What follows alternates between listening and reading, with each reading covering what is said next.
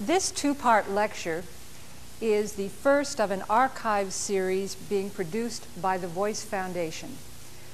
It is truly fitting that on such an occasion, our speaker is Dr. Friedrich Brodnitz, of whom it can truly be said he needs no introduction. He brings to us today the expertise gained from over 50 years of practice, which includes more than 3,500 cases of voice disorders. His presentation today will be divided into two parts, the first dealing primarily with background and theory, and the second with application. On behalf of the Voice Foundation and Teachers College, please join me in welcoming Dr. Friedrich Brodnitz.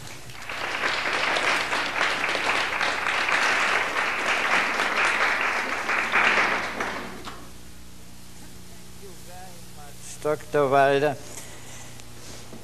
I tell you, this is an assignment that is extremely tempting, but at the same time, I have to admit to you, I approach it with a bit of trepidation. Because, you know, this is a very large subject, and it involves to talk about so many different considerations. Examination of the patient, use of the voice in different occupations, psychological consideration, and technical problems. Therefore, I hope you will forgive me if I do it by talking quite often in a kind of therapeutic shorthand. I mean, in my classes at Hunter College, I use a whole term, 2 hours every week, and at the end I find I have not presented half of what I should present. So you can imagine how I feel if I'm sitting here with the wired for sound and with the crew of clever people looking at the clock, making sure that I don't over-talk my time. Now, therefore, let's be very brief about a number of general considerations. You see, generally speaking, patients with voice disorders, we deal with two basic groups, what I like to call functional and organic ones. Now, in functional problems, by and large, and this is all a little bit super simplified, some form of abuse or misuse of the voice is behind the hoarseness or whatever the patient complains about. There may be visible changes like a nodule or a polyp of the vocal cord, but maybe not yet. But in any case, what brings them together, makes it a common group, is the fact that we deal with a patient who does not use how to use his voice right. And because he doesn't do that, because he uses too much effort, too much force, he is in trouble. And then on the other hand, the organic problems are the one where a bona fide medical condition exists, a paralysis of a vocal cord, problems of the soft palate, the cancer cases. If you look at your textbooks, you find very often the classification a little different. As long as nothing is to be seen on the vocal cords, they call it functional. And then when you see a nodule or a polyp, they call it organic. But to me, it doesn't make sense for a very important reason, namely the way we approach treatment of these cases. Because you see, if you see a patient who belongs in that functional group, therapy is essential the same what a doctor does who treats a disease or infection. We treat the cause, or in medical terms, the etiology. While in organic cases, we have just a bona fide medical condition which we cannot change. You cannot change a paralysis of the vocal cords, and you cannot change tumor with or after operation, without operation. And therefore, what we do in those cases is, in the simpler sense of the word, rehabilitation. We try to restore the voice of that patient as much as possible so that he can still function under normal conditions of work and social contacts. Now, with this little presentation, I like to stick completely to the functional problems. And let me show you a slide which just gives you an idea. Yeah. This is a little older, it's about a couple of years back, where you see the functional problems deal here with 1,851 cases. In the meantime, it has grown to about 2,500. But you see, the big group is this one, the hyperfunctional problems. These are the patients, if you want to be it in a slightly humoristic way, a situation where the doctor doesn't see anything and the patient cannot talk. We look at the vocal cords and we don't find anything specific.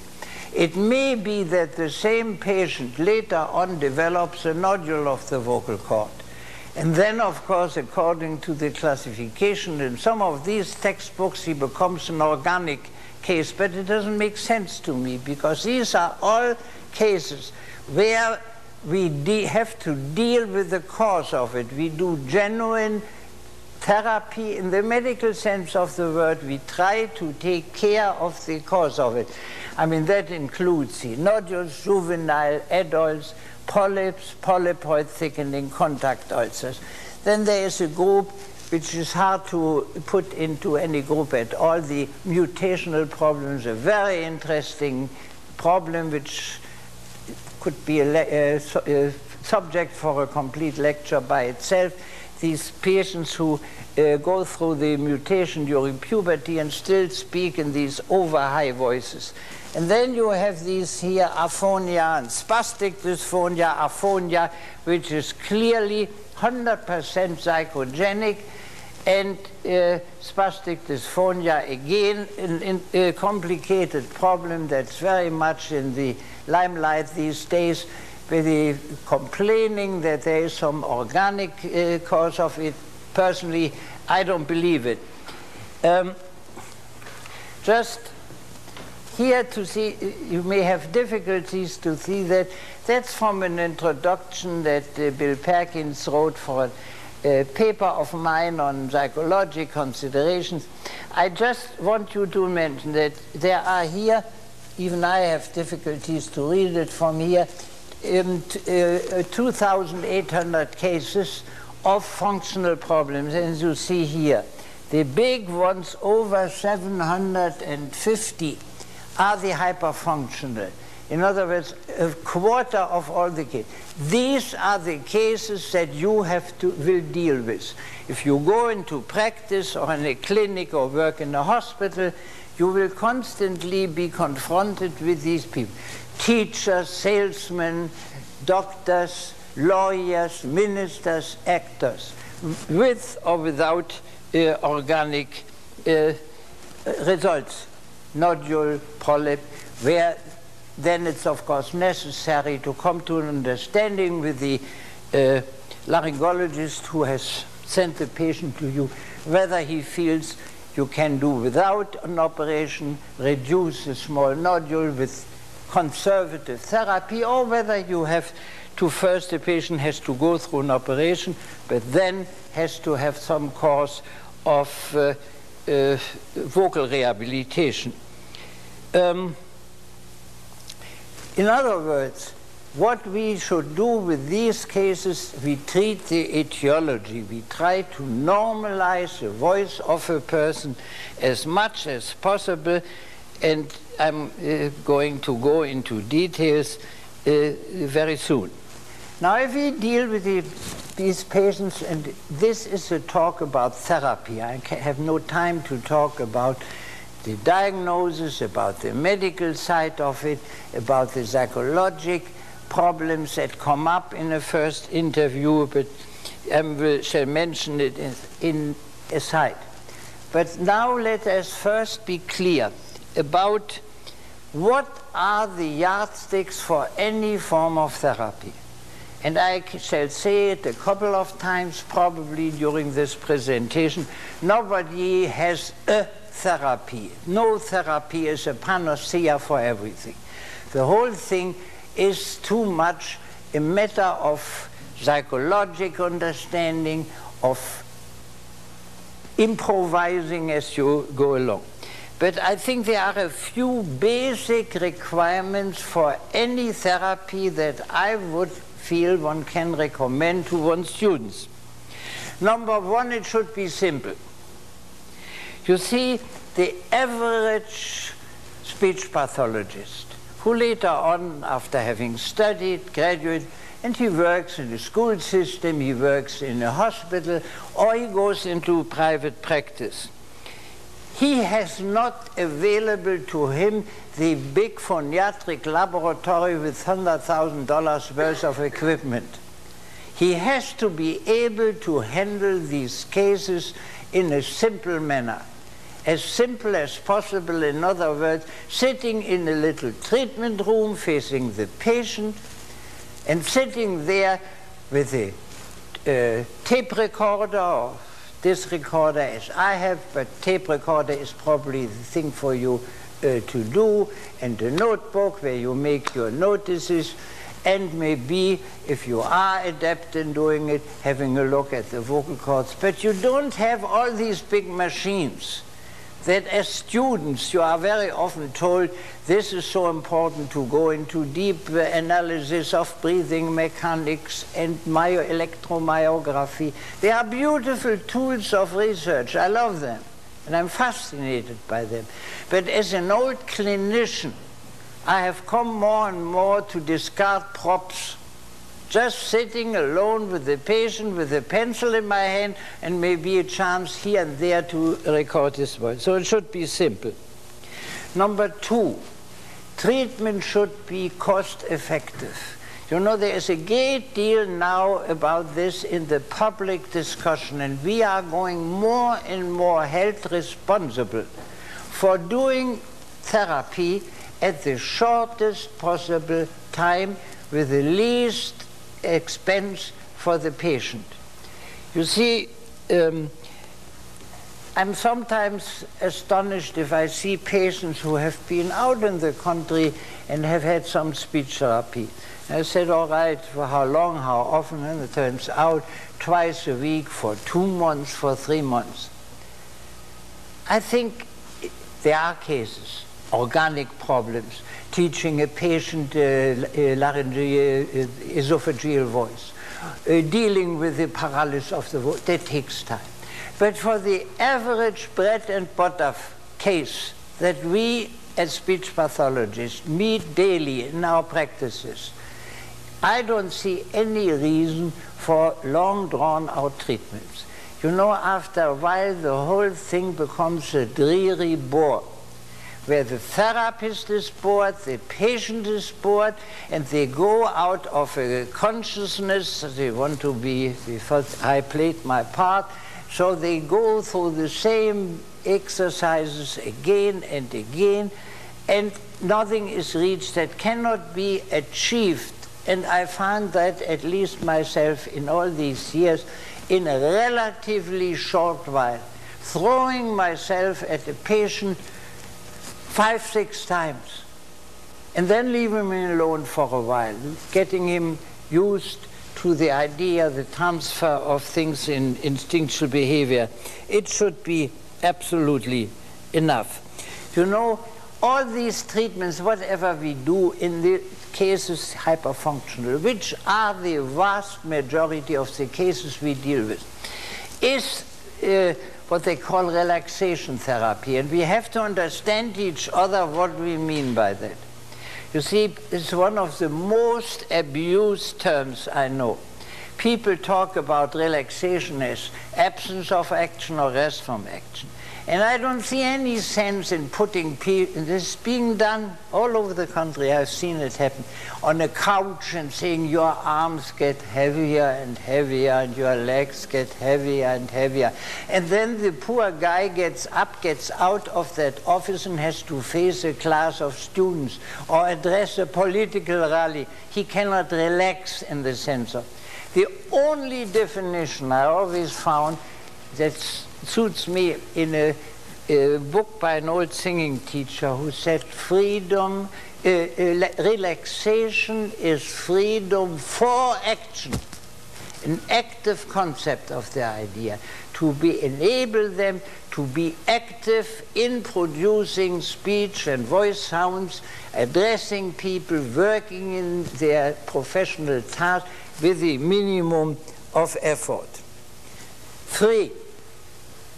Any method is good only, in my opinion, if it is possible to establish as fast as possible, carry over into daily instinctual normal behavior. You see, too often patients are exposed to exercise, and they do this exercise very diligently. But then there's always a situation, I always warn my patients again, that don't keep things in 2 boxes. There's a little box marked exercise to be done whenever the spirit moves you and you can get yourself to go through that boring routine. And there's a large box, what goes on all day long when I'm in my normal pursuits. In other words, exercise are just a behaviorist approach. We try to change behavior by conditioning sets of reflexes. And the faster we establish the carryover from this artificial situation into the use of the voice and the daily actual behavior, the better we are off. And 4th, and maybe most important, we should never forget we deal with human beings. We don't deal with voice disorders, but we deal with human beings who come to you because they have trouble in the use of their voice. And therefore, just doing exercise is necessary, but it's not all. I find myself again and again spending 1/2 hour session, instead of going through exercise, that we talk quietly about what is behind all this. What is the psychological situation? You will make one interesting experience if you go into practice. Very often patients who would reject with great emphasis, I would never see an analyst or I would never see a psychiatrist. But if they sit in a room with an understanding pathologist, sometimes as if you turn off on a faucet and it comes pouring out. And you get lots of detail. You can have to find out marital problems, family problems, dissatisfaction, tension in the office. And then again, you have to find out a lot about under what condition does that patient uses his voice. My late friend Paul Moses, who wrote that beautiful book on the voice of neurosis, he always used to say, one acquires in the course of the years a great deal of odd knowledge that is never found in textbook and is not taught in classes, which one only learns slowly by dealing every day with patients of this kind, to find out about what is the difference between the voice a lawyer uses in a courtroom, a teacher in front of a class, a minister preaching a sermon, an actor who stands on the stage. All these things have completely different techniques and conditions of vocal use. And one has to know a little about. One has to know a little about how one uses a microphone for people who address large groups, and have to learn that a microphone is a useful tool to amplify your own voice, but you don't have to shout into the microphone as if you still want to reach that listener in the last row of the hallway where you are talking. All these things are of great importance. Then we have to motivate, of course, a patient, which is not always easy. You know, patients come to us, sometimes they are dragged in by their wives or their husbands, or the doctor, the laryngologist said you have to have that. They don't like the idea at all. And you have to talk to them before you can start anything. Because without their cooperation, sessions of voice therapy have no value whatsoever. We need the patient has to the will or the intention or the desire to do something for his voice, and he has to understand another thing. You know, people are these days look at things so often like spectator sports. You pay a fee, you go there, you feel very righteous about it, but you are not willing to contribute anything. You know, this is why surgery is so popular. It's amazing. I mean, people come very often to us and say, can't one do a surgery for that? Because it's a spectator sport. You go to a hospital, you are put under anesthesia, a highly skilled man works on you, you have to do nothing but to suffer for 3 or 4 days of feeling not so good, and at the end to pay a stiff bill that is presented to you, but you have not to contribute anything. But voice therapy requires a constant interchange of teaching, following. Very often I tell them, look, if you come here, you have to prepare to do one thing. And I tell them, you know that famous old New York story of the man with the violin on his arm who gets lost in the subway and comes out somewhere in the middle of Brooklyn, asks the first man, can you tell me how do I get to Carnegie Hall? He says, it's very simple, practice, practice, practice, and again practice. You have to drive that point home to them, that they have to understand. If I make a little excursion at that point, you may have noted that I still talk about the patients who come to us as patients. I don't know whoever thought of introducing the term clients to our profession, and it has now become the big fashion. Wherever I go, they talk about my clients. First of all, you know, if you look at the big dictionary, you will find the word comes from clientes, which were in Rome, the hangers-on of a rich man who followed him every day in the hope of handouts and patronage. And in modern life, what is a client? A client is a man who goes to a lawyer. He hires a lawyer, is willing to pay money for that, but expects results. He expects either to be defended and acquitted, or most important, he expects to get money out of that. But this is a sacred relationship between the healer and the sufferer. It has been used, the word patients, for hundreds and hundreds of years. And as a medical man, if the doctors have resented that you talk as speech pathologist about your clients as patients, I think you should not give in. You are just as well healers in this wonderful sacred sense that has determined the relationship between a man who suffers and a man whom he expects to heal him. So I still talk about patients. Okay, now suppose all that is out of the way. We know what is the condition. We know it is something that we should do something, and the patient is willing, he's sufficiently motivated. Then, of course, the first thing we have to do is to make a recording, because it's the only way how you can measure results. Our acoustic memory is practically non-existing.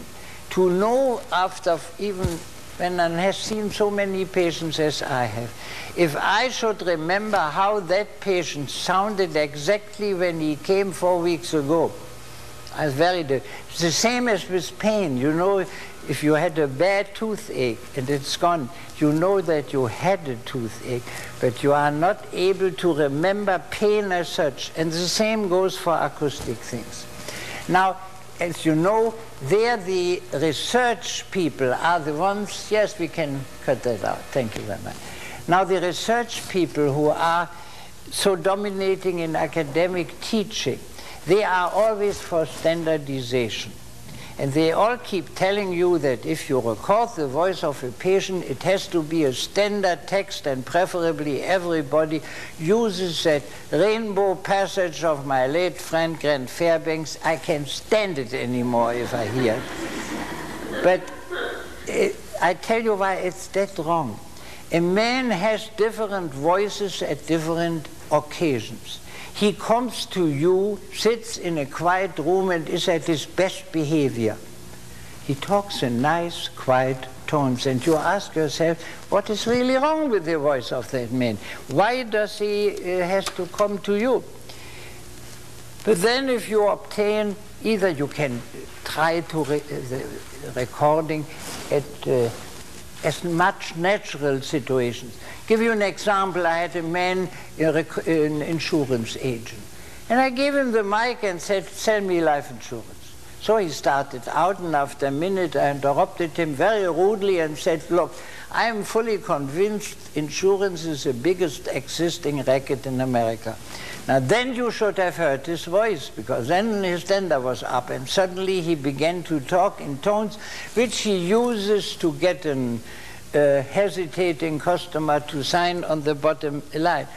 Or in these days, at this age, you very often can obtain a sample what the man does from a sermon, from a political rally. Just to give you an example, this is the voice of a Southern fundamentalist Baptist preacher.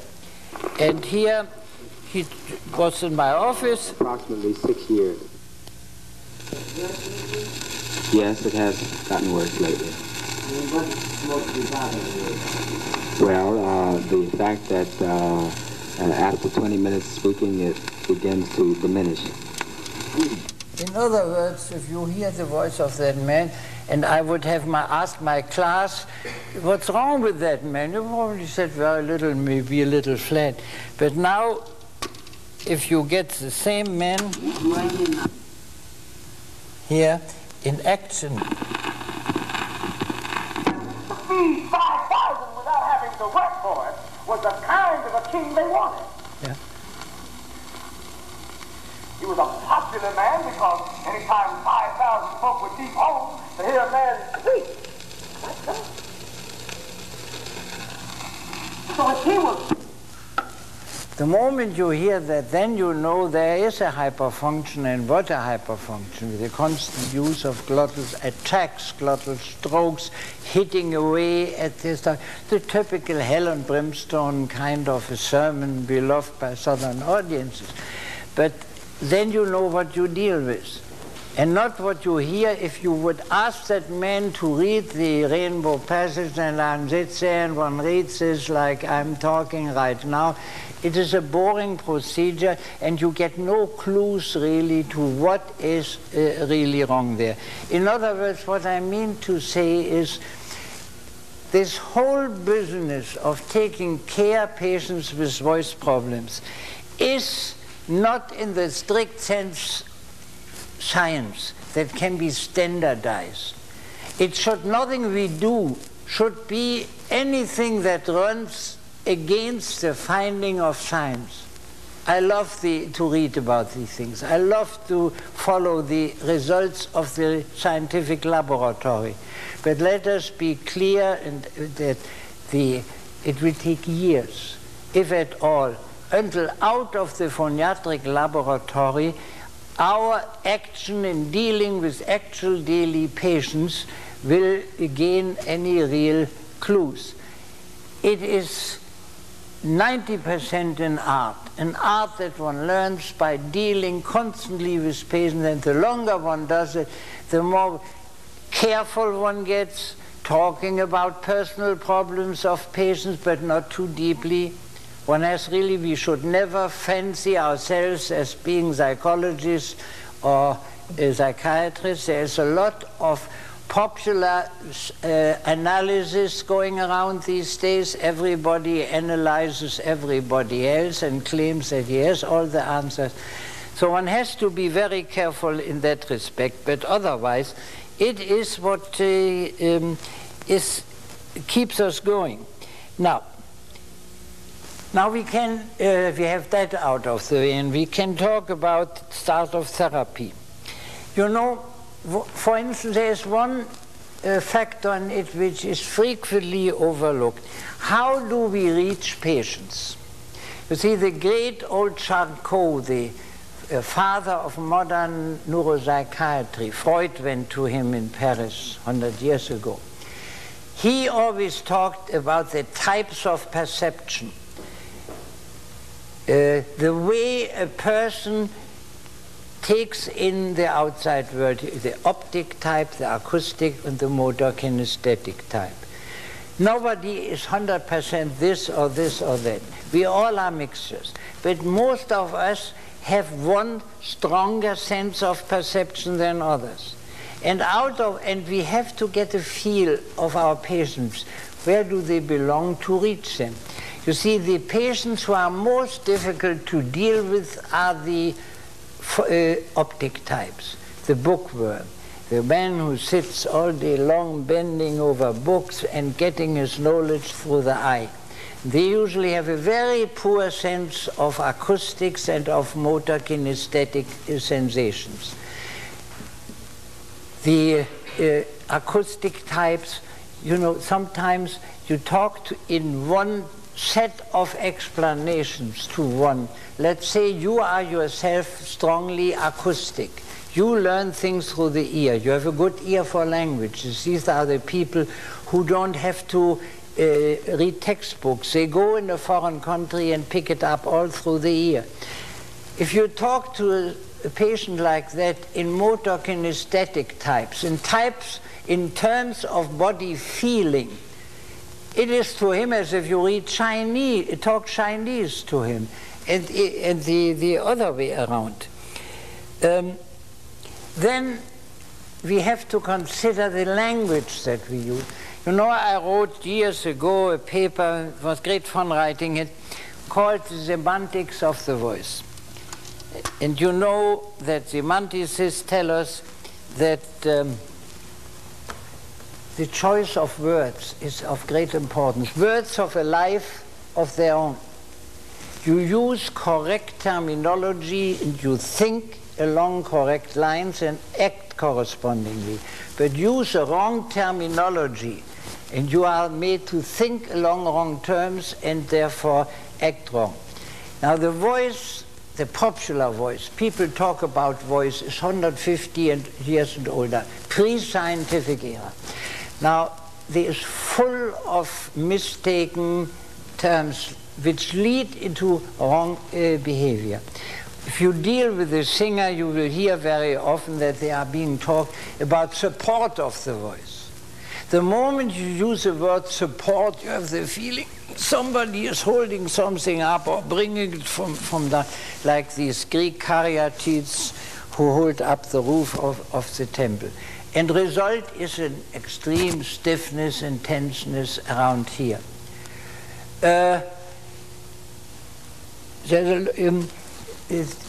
When I wrote that paper, it occurred to me what terms use in other languages. And I found that the Italians, who after all in a way invented artistic singing in our modern sense of the word, have a beautiful expression. They call it appoggiamento, comes from appoggiarsi, which means to lean against. You lean against the tone, which is a completely different and then there is one expression which I hate like the devil. although it's constantly being used. People come to me and they will come to you and say, I want to learn how to project my voice. Now, what is project? Project means you take something in your hand and you throw it with great effort. In other words, it gives the moment I use that word, in my mind I have the feeling there's somebody sitting in the last row of this hall and I have to throw my voice at him so that it's project, yeah? Which is against all good physiology. You know, I quote that constantly from that beautiful old book, Morrell Mackenzie, father of laryngology in the English-speaking countries. About 100 years ago, he wrote a charming book. It's still good to read, even if it's outdated, Hygiene of the Vocal Organs. And there he said, in good speaking or singing, the minimum is always the optimum. And you know, speaking about language, this is another thing one learns only by experience and trial and error, to give your explanations in terms that this individual patient understands. I see a great deal, for instance, of big business executives, people who run big corporations, are constantly under tension at work, type A personalities. When I want to explain this basic concept to them, I try to do it in their language. When I say to them, you know, you have to understand there is one beautiful thing about the human voice. It is exactly the other way around as in business. Because with voice, you get a bigger return if you invest less. You suffer from constant overinvestment. If you tell that to a businessman, he understands what you are up to, and he is more willing to follow you along these lines. And then, of course, everybody who teaches any physical thing, whether it's tennis or golf or use of the voice, always likes to use imagery. Imagery means you give your explanations in terms that lead the patient, they make him act in a certain manner, although it's very often contrary to what actually goes on. In other words, I avoid as much as possible detailed discussion of what physiologically, anatomically really goes on. Because if you do that too much, to some degree you have to give explanation. But you wind up with a patient like that famous story of the centipede who's being asked, in what sequence do you use your 100 legs when you walk? And suddenly he cannot walk anymore. He starts brooding. He has done something that was a total function, or in modern language, a holistic function, a holistic approach. Starts brooding. Now, what is it? Is it number 6 on this side? 17? No, it's probably 19. He cannot walk anymore. You have destroyed the unity of the function. And one of the arts of handling patients of this kind is to find the right mixture, or the dividing line between objective explanations and things that are just bits of imagery. You know, if anybody of you ever has tried to play golf, I tried it once and gave it up quickly because I felt a little bit like what Churchill has said about golf. He said it's a game where you drive a very small ball into a very small hole with instruments totally unsuited to the purpose. Yeah. Anyhow, you know, you stand there and he shows you how to tee off.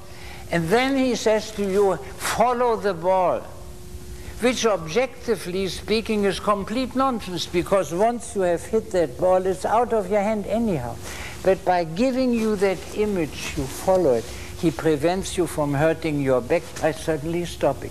And this way you have to make up bits of imagery in that same manner, which lead you into that, make a patient behave in a certain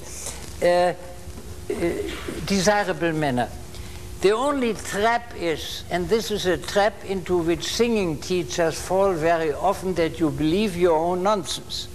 In other words, you use bits of imagery, what they say, for instance, singing in the mask or things like that, which of course, which makes them, a student, behave in a certain desirable manner, but which, of course, objectively speaking, is pure nonsense. But if you give bits of imagery regular for a certain time, you come to believe your own nonsense. And that is where the danger starts, that you do something that is strictly against all sense of teaching. And then, I cannot repeat that again and again, exercise therapy in any shape or form is necessary, a necessary evil, and the patient has to be encouraged to go through it. It is the substance of conditioning reflexes. But always keep in mind the idea that as soon as possible, out of an exercise should grow the use of the vocal instrument in a certain desirable way under actual conditions of teaching. Now, suppose now we choose now what approach should we use in dealing with a patient with a hyperfunctional problem, either with or without surgery, either with a small nodule where you hope to dissolve the nodule by better use of the voice, or where you have the feeling a polyp which had to be removed, but then he comes back to you, and it's felt necessary to prevent recurrences, that he should go to a course of it. Now, I don't want to leave the impression that I think that one single therapy or one single set of exercise, behavioral training, is the answer. It doesn't exist anything like that. There are many ways how an imaginative therapist can improvise and can develop his own methods of doing. I have been using now for a number of years with great enthusiasm, because I have seen the results, the technique which the late Professor Fröschels, Emil Fröschels, who died 5-6 years ago, one of the great giants of our field, has developed the so-called chewing approach, and it may be valuable to talk about that. But before demonstrating the actual technique of that, I would like to pretend that I have a patient and I have out of the way all the preliminaries.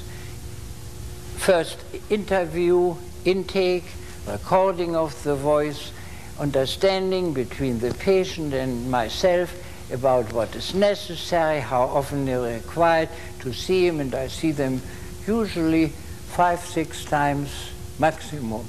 And feel that during that time, if you throw yourself very intensely at the patient, this is plenty and this is enough.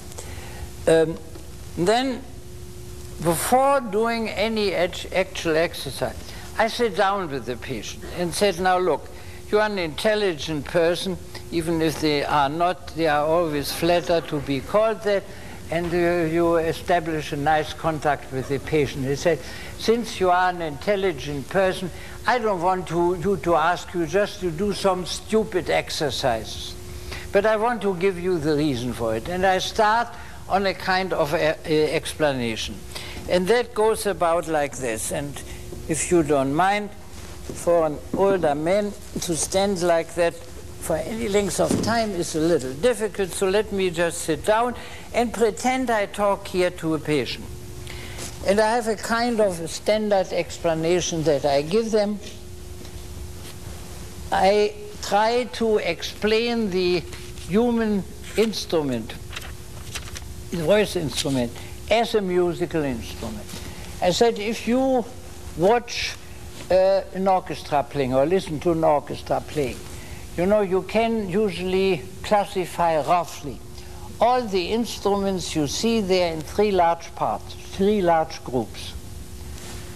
String instruments from the violin to the double bass, percussion instruments, which includes the piano, where the hammers hit the string. And the largest group is what we call wind instruments. Any instrument that makes sound by air that's blown into the instrument.